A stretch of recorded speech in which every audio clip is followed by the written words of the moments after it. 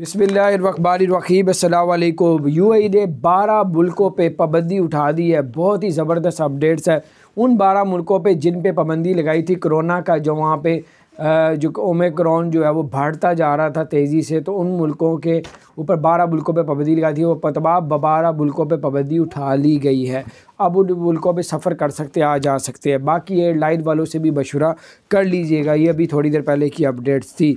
और आपको बताते थे सरीन एयरलाइन पहले 37 kg का बैग यानी 30 किलो का बैग 7 किलो हैंड कैरी लेके जा सकते। खुशखबरी की बात यह है अब 50 किलो का बैग और 7 किलो हैंड कैरी आप अपने साथ लेके ट्रैवल कर सकते हैं। यूएई से आप लोग लाहौर, इस्लामाबाद और पेशावर के लिए भी सरीन एयरलाइन में सफ़र कर सकते हैं।